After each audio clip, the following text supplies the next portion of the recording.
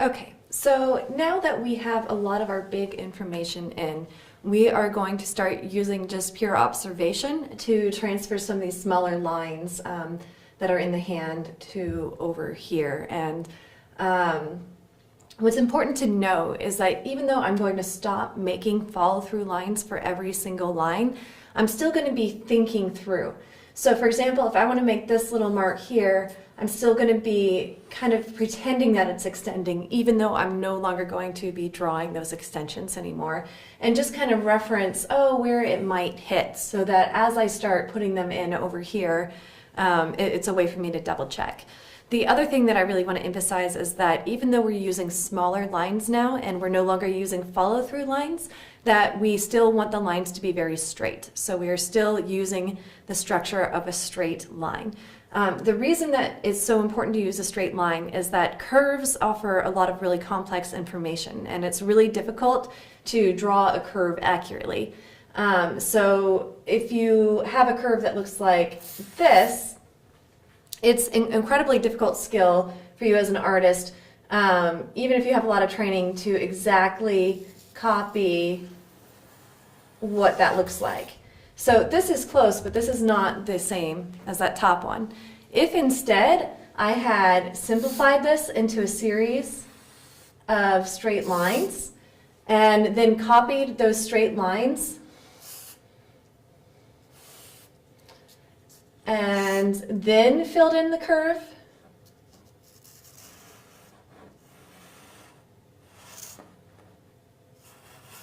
then I'm going to get a much more accurate approximation of what that curve looks like. So that's the reason that we use straight lines. And the very last thing we do once we have our straight line structure in is that then we'll start curving that. Oh,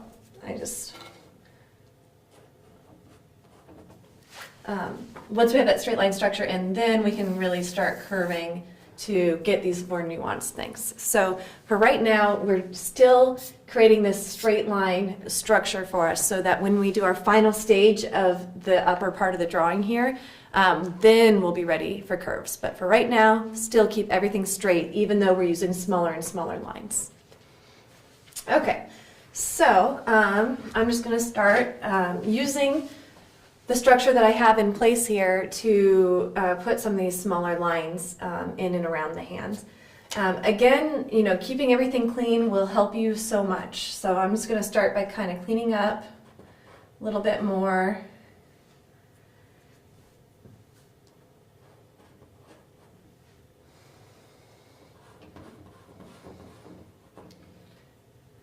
I'm going to clean up on here a little bit, just to get this a little more organized.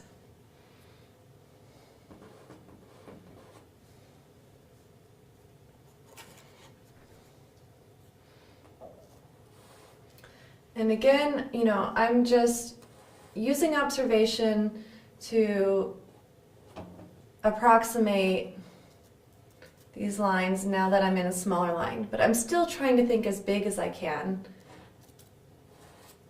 about some of these things.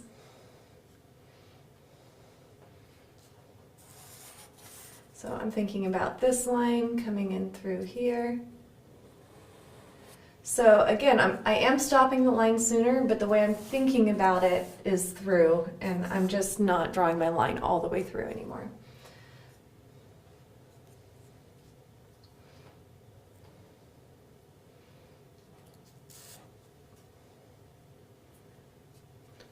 I'm re-emphasizing parts of the lines that I did earlier that I need just to help me see a little more clearly.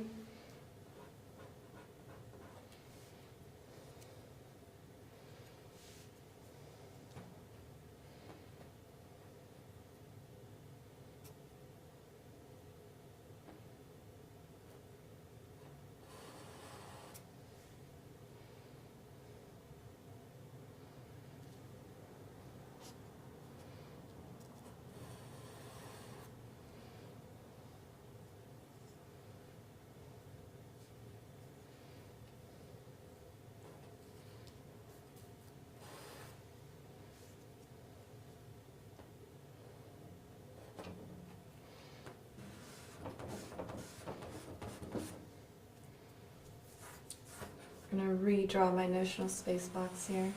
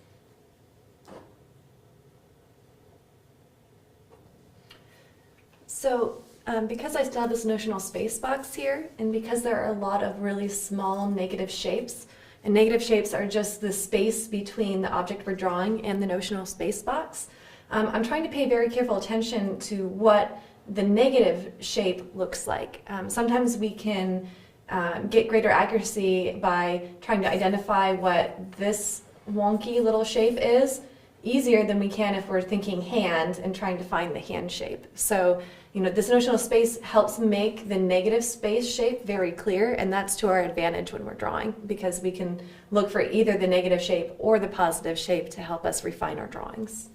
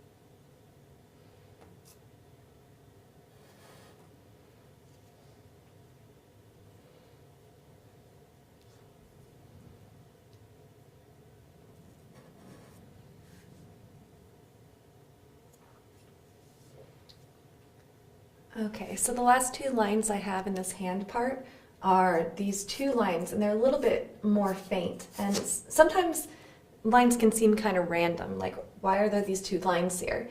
But if you look down here, sometimes that'll give us a clue. And in this case, these lines, these two lines here are showing these really slight definition of the knuckles down here. So if you ever see a line that you're not sure what it means up here, it's a great idea to reference below and see if you can figure out what does this represent. And also in reverse, why did he simplify this information with these two lines here? And that'll help you train yourself to find good shorthands for representing a lot of sophisticated information. So I'm going to throw these in.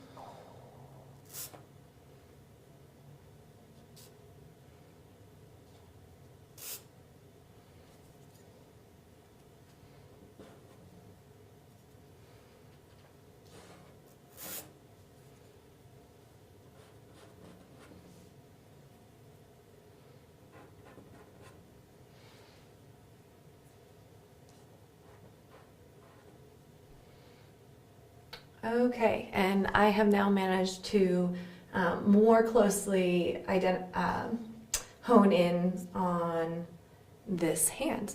So in our next video, we're going to continue this process for the rest of the arm.